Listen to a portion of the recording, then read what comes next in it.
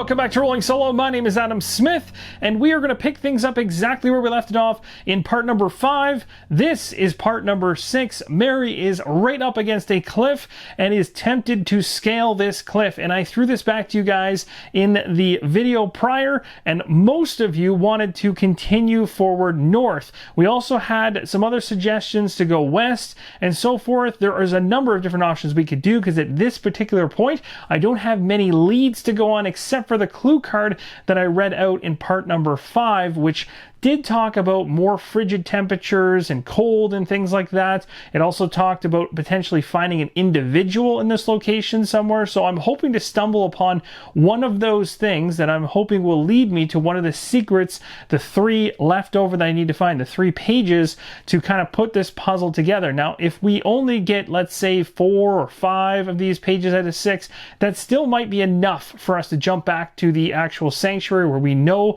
we found that in part number 1, literally where we started off the game.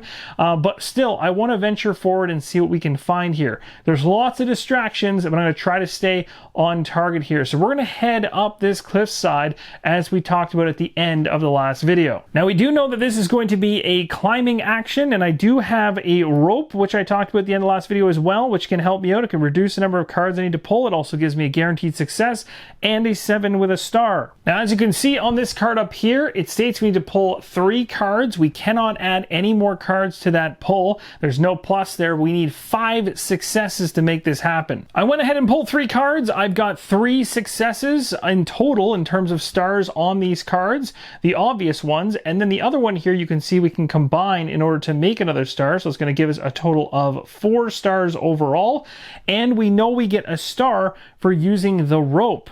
So just like that, we have gotten all 5 stars we need. I don't need to use this card from my hand, which is great because I can keep that for later. You might also be wondering, why did I pull 3 and not 2? Because I did get a reduction of 1 by using the rope. I wanted to make sure that I passed this. Knowing that I'm climbing a cliff, I do not want to try to pull less action cards and fail this and risk injuring myself, which is likely what would happen if you fell from a cliff. So we did pass, so we'll go ahead and go down the success route. Also want to mention that I'm choosing not to put any of those blue skill cards in my hand because I have a full hand limit right now and I like the cards that are in there. What we have for the success path here is after long hours of fighting fatigue and lightheadedness, you eventually reach your destination. Put a 163 card in or a 142 card into play in the space shown unless it is already there. Each involved character moves their figure onto it. A group of oddly shaped stone columns stands leading to the edge of a cliff that overlooks the valley far below. It is possible that the columns could have been formed by centuries of rushing water, but if they are not natural, who would have built such things and why? So Mary has made it to the top of the cliff, and as you can see here, we've got 2 spaces beside us to the north and to the east that we can check out. This terrain is different than what I had down below. We've got columns showing up here in the grass area, so that could definitely lead to something. I'm kind of thinking that this might be the terrain that we could potentially find what we've been looking for on that treasure map that we've had for so long. Also, remember, a lot of the actual pictures etched onto the secrets had terrain that looked kind of like columns and things that had been forged by either the sea or people that had built something that hadn't been there before. So we might be getting into that kind of situation here. We'll have to continue to explore, but this is a good sign. Sounds like I'm going at least in the right direction. The other thing I took a look for really quickly was if there were any numbers on this card anywhere, any secret numbers. I'm always trying to keep an eye out for those.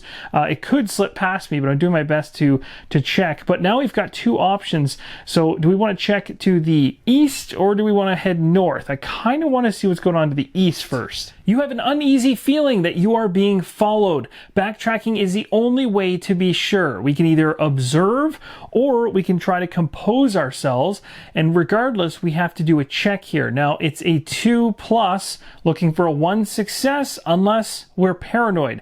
Then things get a little bit tougher. So for us, we're not paranoid, so we can go with a 2+, looking for the 1 success. I do have these panpipes with me, and I could knock this down. The panpipes are connected right now with the splint, as well as the shovel, and the fat grub. And this is something that I wasn't expecting to use all that often, but it does have a symbol that works right down here. This would actually drop how many cards I have to pull, and also give us the success we need. So we only have to pull one card. And we even got a success on that card as well. So we're good to go there. Now I can choose whether I want to go ahead and take the woven card into my hand at this point. It says to take a 100 card or a 103 card if I'm paranoid in that successful area. And I'm not paranoid, so I'm taking the 100 card. It says, it's all his fault. I know he's not doing his best. I can see it. I'm even wondering if he didn't do it on purpose. I really need to keep an eye on him. Oh no, it looks like paranoia is setting in indeed, and I do have Mary Kingsley's character card in my hand, as well as a tired state condition in my hand, which I haven't gotten rid of yet. That was unwise of me, and because of that I have to lose, because of this symbol right here, 2 cards off the action deck, so that's not good. And it says right below this, return this if there is no other character on your terrain card and on an adjacent terrain card. So there isn't, so I can get rid of this thing. Ahead, you see what looks like an entrance to an old temple or shrine of some sort. The entrance is partially hidden by overgrowth, and it appears to descend deep into the ground. This is absolutely awesome. I have been looking for something that lines up with the clue card that I've been reading in my mind, as well as reading out loud to you guys throughout the multiple videos, hoping to stumble across something that lines up. And this clue card states, I'm going to read this, and I quote, visited an underground temple.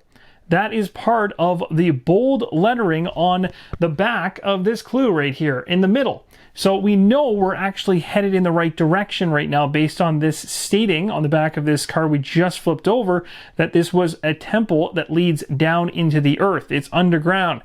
So the hope is I can come out of here with something, hopefully a secret, towards the Forbidden Sanctuary. I really want to get rid of this state or condition card in my hand, this red one here. I don't want to be tired any longer, and I don't want it to come back and bite me like it already has in this episode. So I'm going to deal with this right now. Remember, I do still have this card to give me 1 success, but I need to pull enough cards to get 2, and so I need to guarantee at least 1 from the deck.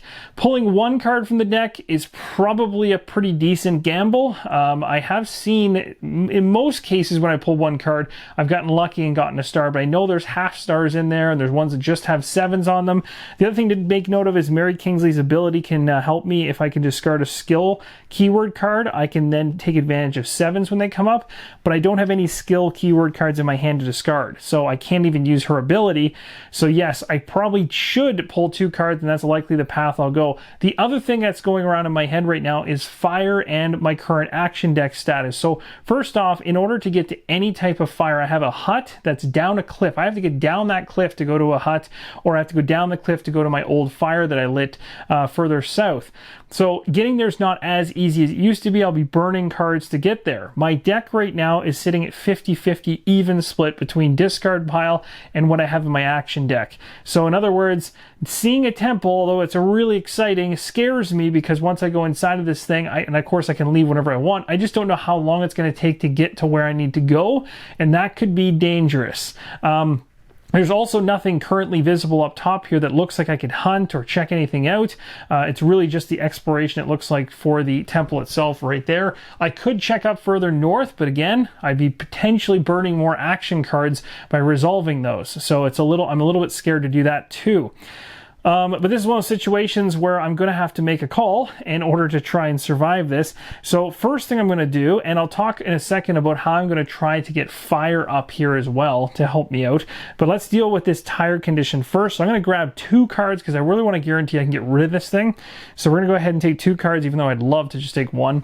First card off the top is Remember. Okay, I hope you guys can see that, but that is not even a success. So as I was just mentioning, the 7 I can't convert, and that's a half star. That's a perfect example of a card that would have messed me over if I only took 2, or if I only took 1, I should say. But I did choose to take 2, And the second one is learn by doing, and I get my 1 success. So at this point now I can choose, do I want to put either of these in my hand, or do I have cards in my hand that I already like? So just so you guys know, what I chose to do is I chose to take the card called Learning from Your Mistakes. And why did I do that? Because I'm stockpiling these cards in my hand to mitigate the fact that my action deck is going down.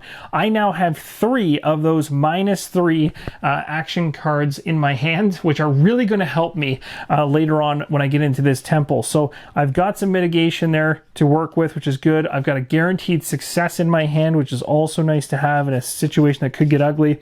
And in order to take that card, I had to discard something, so I got rid of the bow.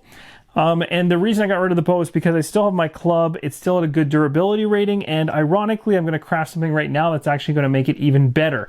And that is going to be the rudimentary flint. And why would I choose to do this right now? Well, because the resource that's in this location makes it perfectly free.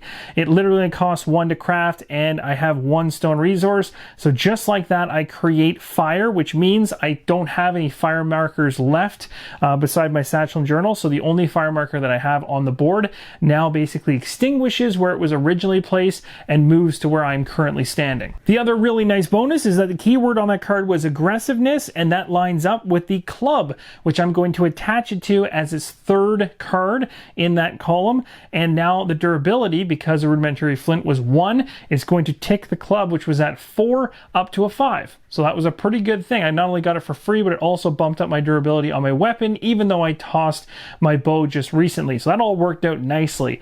So I'm feeling fairly confident to head into the temple. I think it's about time we do some movement. So it appears here we need to spend at least 1 card to move. I don't feel like using any of my learn by doings or learning from your mistake cards to reduce that. I'll just grab the 1 card and run with it. So we're successful in our movement. Mary has now moved towards the temple, and I do have 1 slot left in my hand to take this card and put it in there. And I'm not wasting any time whatsoever. As you can see, that particular action is a 0/0. So we're going to go ahead and explore. 159 is the card I pull. It states, a stairway carved in the rock leads down into the ground. You descend a few steps before finding yourself in front of a massive door that blocks access into the structure. Now this is really cool, and there's something I need to correct, and honestly it works in my favor. Basically, when I went ahead and crafted the rudimentary flint, I placed it onto, or at least I combined it onto my club and upped the durability by 1. I didn't, however, go ahead and make a check to place the fire. So technically, even though I just mentioned that the fire moved, it actually didn't move. So I'm going to go ahead and take that fire and place it back where it was. If I do want to place a fire, I still have the ability to do so, but I need to actually go ahead and take the action on the card to do it, and then knock the durability of the club down by 1. The stone door is decorated with several flower patterns, and you get the feeling that their arrangement is anything but coincidental. Now, if I go ahead and take this action, it's a decode action. I'm pulling 3 cards to try to get 4 successes. It says the stone door slowly grinds open, of course, as if I'm successful. Return all the cards on the board and in the past and put a 321 card in. Wow. So literally everything that we've currently got out is going to get wiped, and we're going straight into this temple. And that's what's crazy about the 7th continent, is you will go in and out of the environment. So basically from a world view into kind of a more detailed view of inside of a building, like we did when we went inside the Forbidden Sanctuary in the very first video. But what's really crazy about that is it resets everything. You basically come out of it, and even though you have the map in your head of the layout of the land, you're going to want to try to take a picture, or at least a mental shot in your mind of where things are, because when you come back out of the temple, in this case, if we ever get in there, you're not going to have all of this unrevealed. You're going to have to go back through it again, and so you have to remember where certain things are, and all based on whatever we find in this temple, it could very well change what I plan to do in the future. So I'm going to use a card that I actually got very recently called Think, and I'm going to do this before I even bother to start talking about this temple, because it allows me to randomly take up to 7 cards from the action deck, and I can add 1 of those cards to my hand, and then I have to shuffle the other cards back into the action deck and or the discard pile. I'll obviously put them all back in the action deck, as I want to try to keep my life up, or at least my energy up.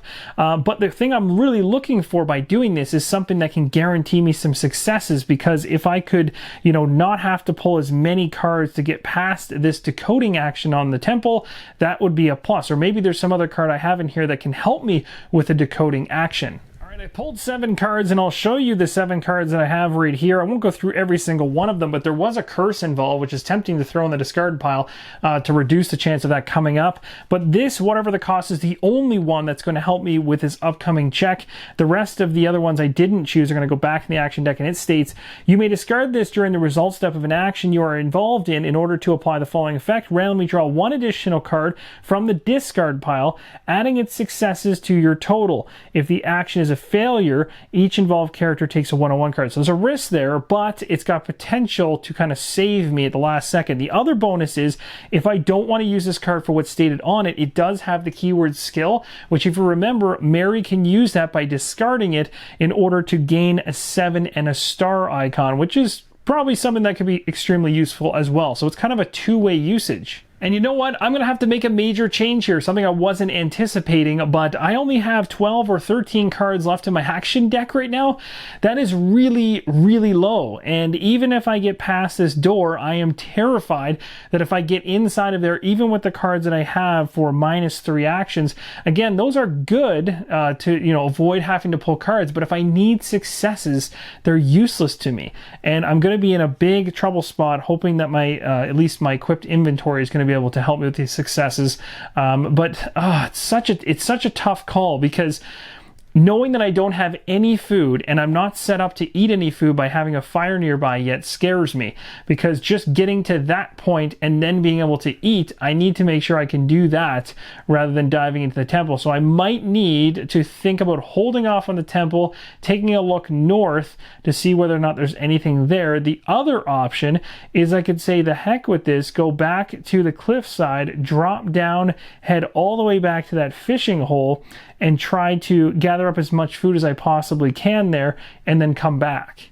So before I go ahead and scale back down the cliff and head over to where the fish are, because I know I can make that with the cards that I have in my hand to at least get there and replenish something, I'm going to go ahead though and resolve maybe 1 of the cards or 2 of the cards north of me, just to see, in the off chance that there's something that I could potentially, hopefully find through hunting maybe up on this section of the 7th continent, because I might find a spot right here, right beside me, and not have to leave or go so far. Oh no, look what I found. I've had this before. I've had this and I've used it, and I ended up getting a really sick stomach from it. But it might still be worth it. It's like, it's free cards. So it says you have picked some edible looking fruit. You can only hope that it is safe to eat. That's pretty good. I mean, I'll take anything at this point. Randomly take 5 cards from the discard pile, shuffle them back in the action deck, take a 134 card from the adventure deck if available. So there's certainly a gamble here that it could go south, but I gotta do this because I can't have myself on the very end of things. But this is good because, I mean, the chances of pulling this were very thin, because that was a 3-stage card. I think that might have been the first one that I've revealed from that Roman numeral 3. So that's actually pretty lucky. So we will take this card. I have to attach it to something. And technically the only set of my inventory that isn't maxed is my club. So I'll be attaching it to my club, and it doesn't match keyword wise whatsoever, so I won't get any durability boost, and then I'll be eating it, so I'll lose a durability off of my club by eating it, but at least I get to put 5 cards back into my deck. Things worked out even better than I thought. I actually read the card again, and at the very end of the sentence it says, if available, you take the 134 card. The 134 card was the card that got me sick the first time I ate this fruit. So it's almost as if I've kind of built up a little bit of an immunity to this ripe fruit that I'm finding on the 7th continent, and now I can stomach it and actually gain some health back from it without it hurting me, without getting nausea from it. So that's awesome. Because that particular 134 card's in the past from being dealt with before, it's not actually available for me to pull right now. So because of that, I get a free pass. You travel deeper into the tangled jungle amidst impressive trees and strange gigantic plants. The canopy blocks out most of the light, but your eyes gradually acclimate to the dimness. Eventually, you are able to distinguish some of the birds nesting in the trees and start seeing some little monkeys swinging from branch to branch, howling and apparently taunting you. All right, so this is pretty interesting. I'm not sure if the monkeys there potentially have some food that I can get from them, or I can get some food straight from actually maybe killing a monkey. I have no idea, or that could lead me to some serious harm. There's only one thing on that particular card that looks like I can interact with it. I couldn't find anything else by just examining it, but the terrain is certainly starting to change heading up north, and still no snow. That was the original intent, was heading up here thinking I'd find snow. There was none whatsoever, at least not yet. So I'm probably more intrigued to be heading, well, I guess in this case, northwest. But at the same time, I'm starting to, well, I guess the fruit kind of helped me out a bit. So I should be able to shuffle over one, check out the other one beside it, and then make a judgment call. Now, you might be noticing to the very far north, I've got a card on a slant there. Normally, when you can't place cards anymore, you need to basically do something that the rulebook states in terms of rejigging the entire map. Now, I'm not sure if I'm even going to go up there, so I'm not going to rejig the map just yet, because I could make room for this if I was to shuffle the cards around on the table, but I want to continue going forward for now because we're doing this in a video format. So I'm going to try to shuffle over to the west a little bit, and then we're going to take a look up north at that top left-hand corner. So I pulled a single card to pay for the cost of moving from the location I was just in at the temple over to the west one spot, and I can decide now, do I want to actually take this walking stick? I mean, it could be useful, especially when I'm traveling later on in terms of moving around. It could be very useful actually, but the question is, do I want to tie it to anything in particular?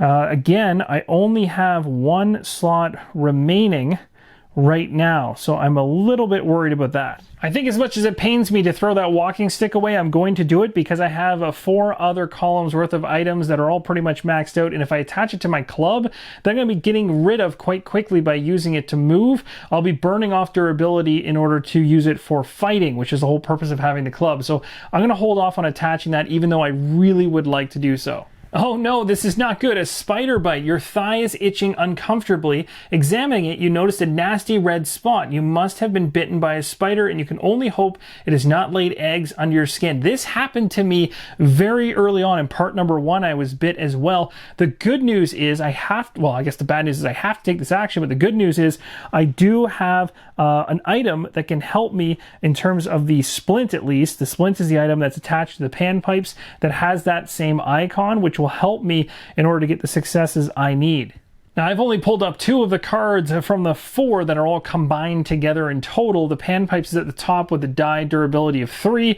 Underneath of it is the item that I can use to help me with this right now. So I'm going to use it to gain this ability for 2 stars and a 7-star. That's enough for me to be able to handle this, and I don't have to draw any cards whatsoever. I'll just drop that durability of the panpipes from 3 to 2. Thank goodness for having that splint, because it helped to heal up the spider bite. I'm not sure what kind of spider's biting me. If I need a splint, it's obviously pretty bad, but it was successful nonetheless.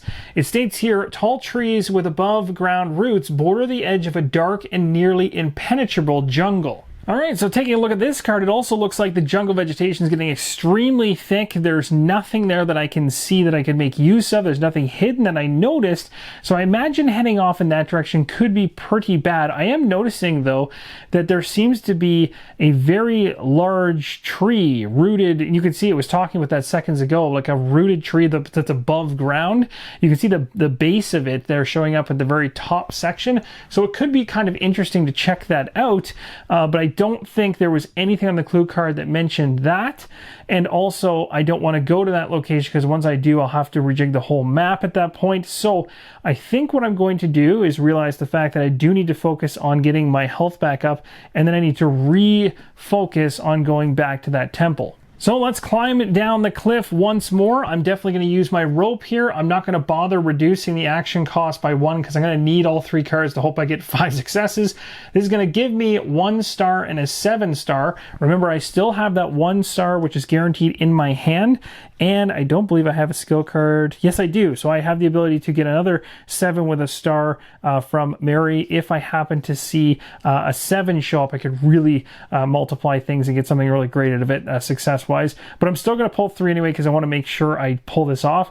So let's go ahead. We're going to knock down the durability of the life jacket. The question really becomes, now there's 2 other pieces connected to this life jacket. You're not seeing the snowshoes and the raft, but neither one matter in this case, which is why they're not underneath at the moment.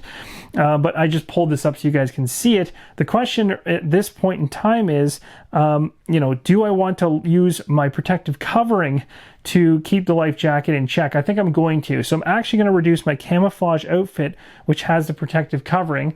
Current durability of that one, which is out of camera, is 4. It's going to drop to 3 thanks to that protective covering. I love that thing. And so that keeps my durability of my life jacket at 2. Now let's pull some cards and see how this goes. First card off the top is the Woven Basket. Gives me 1 success. That's good news. Next one is Forewarned is Forearmed. This is a 1.5 stars. So right now I have a total of 3.5 stars, which is not helpful. And then I have the 7-star. And I've got a guaranteed one in hand, so let's hope this next one's good. Yes, that's a perfect card to get. Okay, so this one actually lines up like this, so it's going to give me a total of 3 stars. Everything worked out great. I'm going to use a card from my hand. The Forewarned is Forearmed. This has a guaranteed success on it, so that's 1, 2, 3, 4. The 7 as well. I'm going to use the 7-star that I had on my rope that converts. That'll give me 1 additional star. Total of 5 stars, exactly what we needed. And I'd be crazy not to take this particular card and put it in my hand, seeing as it has to do with fishing, and that's what we're planning to do to get some food. Now, I'm not going to lie, on my way down the cliff here, I'm very tempted by this observation spot we never bothered with in the past. So I'm going to go ahead and pull a card and see if this is going to reveal something of use to us. Who knows? It could be completely useless, but we're here. We might as well try. So 1 card off the top of the deck. It is Learn by Doing, another one of those -3 cards. Wow, I've got so many of those in my hand right now. I don't even know if I want it, to be honest. I've literally got 3 of them, and the ones that I have in here, I'm quite happy with, so I think I will actually toss that one. Judging by the number of animal tracks at the foot of the cliff, this must be a game trail, and a heavily traveled one at that. All you need to do is set up some snares or follow the tracks. This sounds awesome. This is absolutely perfect. We have ourselves the chance to hunt this early. I was thinking I'd have to go all the way back to fish, but it looks like we have an option to do it right here. And I've already got a bunch of items that I could potentially use to help me out. The camouflage outfit is going to help me. I also have attached to the camouflage outfit a war paint, which is also going to help me with this action. And underneath the club, I have the deadfall trap attached, which is going to help me. So I'm going to be using all of those, plus, even better, I have a card in my hand that I picked up recently called Whatever the Cost, and it says I can discard this card during the result step of an action you're involved in order to apply the following effect by randomly drawing 1 additional card and adding its successes to your total. So this could really end up being a big time hunt if the cards land right for me. So continuing in the same vein I've been doing, instead of showing you guys my inventory area, I've instead just be pulling up the cards attached to the top card that makes sense for the check. So for instance, with this club here, I also have the Deadfall Trap attached. So I brought both of those up because this is the top card that matters for durability, but this is the actual ability that I want to use when I drop down the durability rating. I'll be doing this more often because now the stacks are getting really large and bouncing back and forth becomes a time-consuming thing. So you can see here, if I drop the durability, which I'm going to do, from a 4 down to a 3, I'm going to take advantage of 1 star and 2 7-stars. That's a plus. Over here with the camouflage outfit and the deadfall trap, if I'm not, no, war paint, my mistake, underneath, then that's going to give me a couple options. I'm not going to take advantage of -3 because I'm only allowed to pull 1 card and I'm not allowed to add any more cards to it. I'd like to pull that card. So I don't want to take advantage of this, but I do want to take advantage of this for the 7-star. So I will drop this from 3 to 2. I can see someone arguing that that is not a worthwhile thing to do, but right now I'm going into things with 3 7-stars. So if I even just get 1 7, it's going to multiply out to 3 successes. That'd be pretty awesome. All right, so let's go for it. Let's go ahead and pull our card off the top of the deck. Remember, I have that card in my hand called Whatever the Cost. I'll use it if I need to. Card off the top. Oh my goodness. Best day ever. Okay, so we got a 7. So that is going to make the 3 7-stars all successes. So now we have 3 right there. 1 here, 1 here. That's a total of 5. That is going to put us at the top of this hunt for 4 150 cards. That was incredible and I'm definitely going to take that card I just pulled into my hand if I have the space, which I actually don't. And I guess now I don't really need to keep this one anymore. So why don't we toss this and actually put that in there? That'll give me my 4th card with those -3 action cost on it. All right, so this is what we got from our hunt. We revealed all 4. If at least one involved character is bloody, you must discard one of these cards without the keyword predator. I'm not bloody, so I don't have to worry about that. Then I choose one of the remaining cards, which represents the result of your hunt. So I could choose the wild boar. It would allow me, after I go ahead and do a stealth check here, which would be mandatory, I have to get 3 successes. I could take 4 001 cards, and then one involved character takes a 105 card. I could go after the mole rat, which would give me a 001 card. So that's obviously a lot less meat.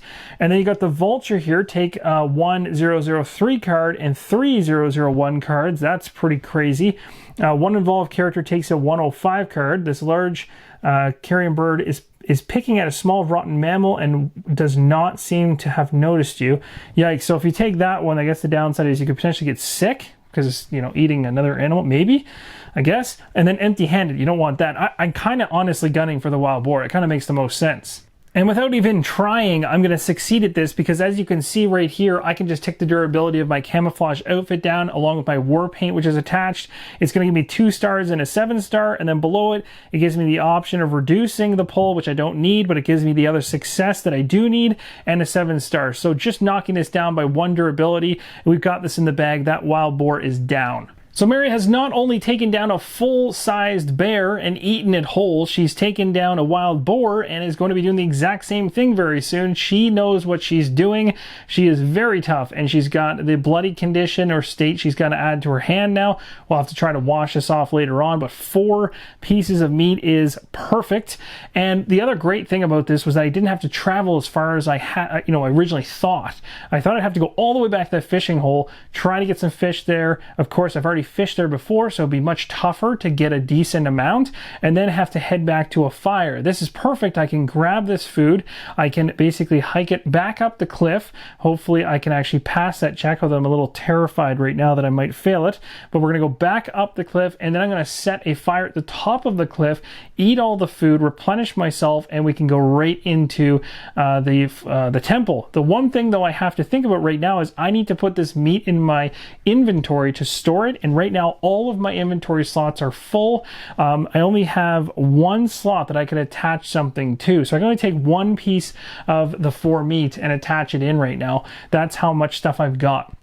So what I need to do is I need to clear a slot out, and you are allowed to do what's called relinquishing an item, which means you literally toss the entirety of it. You take every card that's underneath the die, no matter what the die or durability value is, and you toss it. So you don't get to have it anymore. So the one I'm going to let go of is the one that I've made the most use of because it's down to its final durability point, and that is the camouflage outfit that also had the war paint attached to it, which also had the protective cover, which I use multiple times to save me, to keep the life jacket on me for as long as possible, which will also help me because the rope's attached to that to get back up the cliff. And the welding helmet is unfortunately going to have to go with that as well. So here is the things that are underneath this camouflage outfit. Just so you can see, the camouflage outfit was on top. Underneath of that was the war paint. Underneath of that was the protective cover that I loved. This ability was amazing. And then the welding helmet I just picked up, and it just happened to end up on an item that needs to be tossed. The rest of these have a higher durability, and I'd likely like to use them in the future. Game is getting scarce, and foraging among the rocks could prove to be a dangerous endeavor.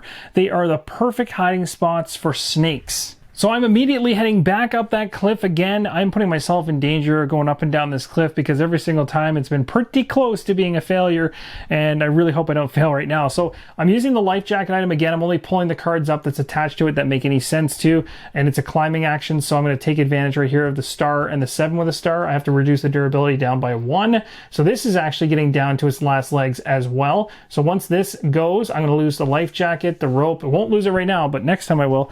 Snowshoes and the raft are all attached to that. So yikes, I'm definitely losing a lot of my great crafted items. But you got to do what you got to do to progress. So we're going to get the benefit of a star, a 7 with a star. I have a card in my hand that can help me pull another card I have to pull 3 cards in order to try to get 5 successes. So let's see how this thing goes. And I really do want to pull 3 because I really need to get 5. So here we go. Our first card off the top is a 7. So that's great news because that's going to turn that 7 into a success. So right now we have 1, 2, 3. So we're looking good so far.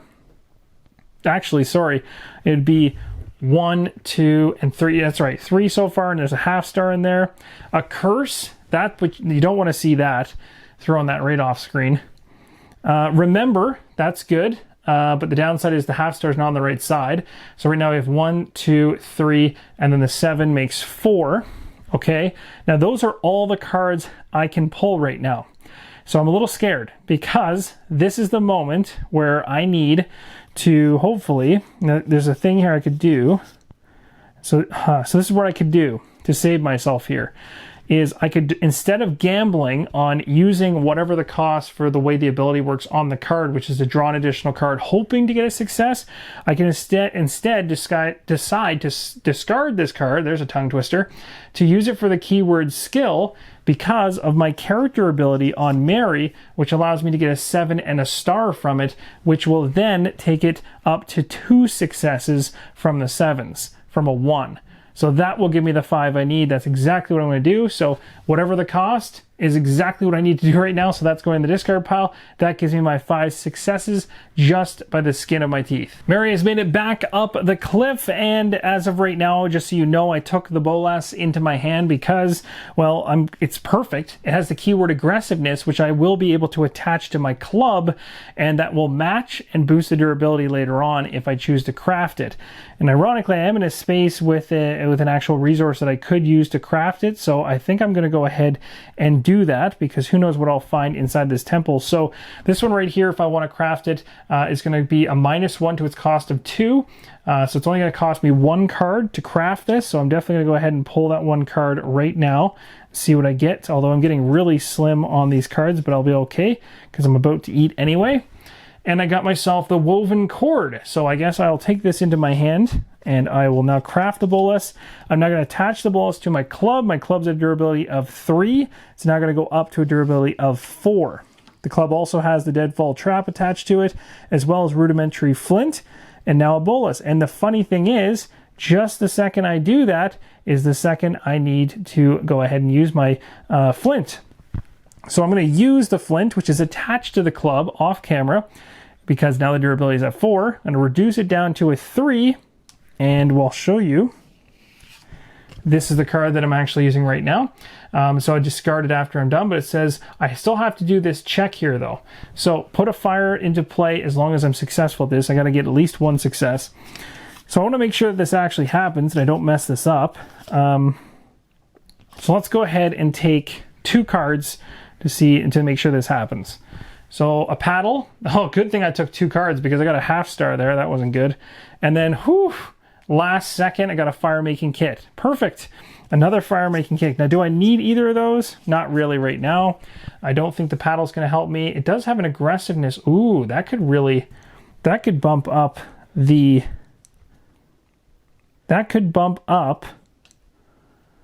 club. Yeah, I'm going to take the paddle actually. That's a good one to put in the hand. That might be something I want to actually create later on. Fire making kit is going to get discarded. This is now gone as well.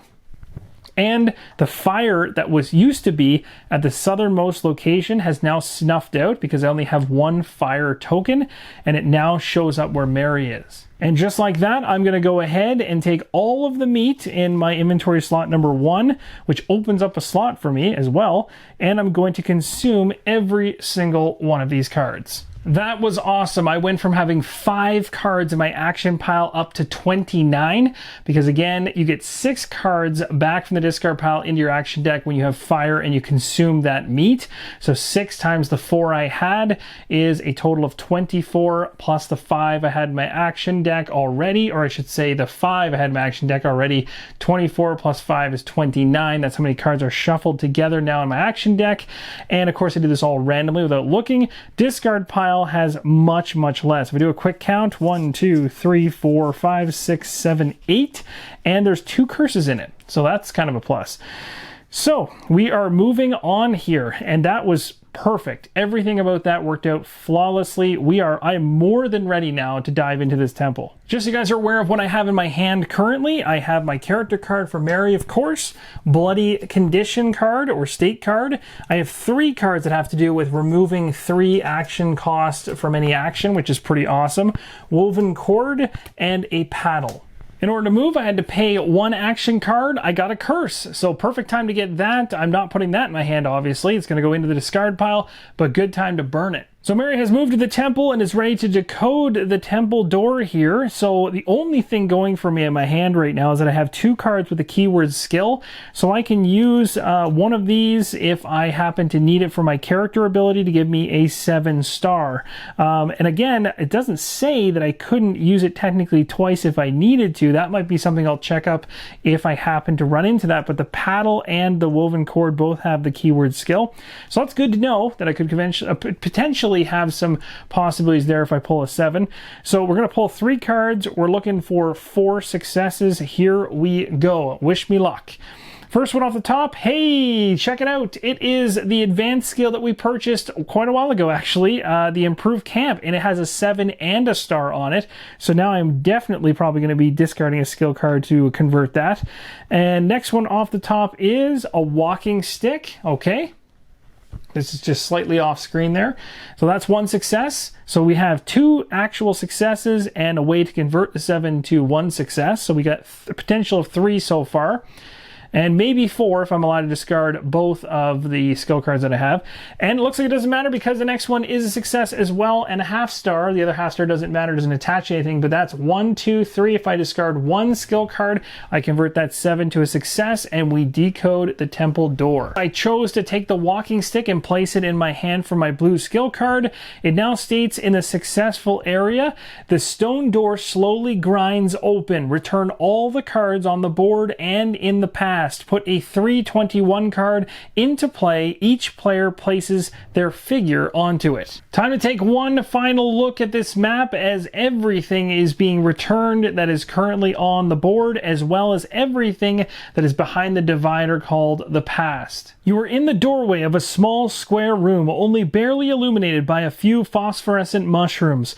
The floor is covered with a thick layer of dust and spider webs hang in every corner. And that's going to conclude part number 6 of the 7th Continent playthrough of the Forbidden Sanctuary. I really hope you'll join me for the next part when we venture deep into this unknown temple, hoping to find more secrets that will help us lift the Forbidden Sanctuary curse. Can't wait to hear your feedback and comments below. I know this is obviously the primary focus of attention for the next episode. Thank you guys so much for watching, and as always, keep on rolling solo.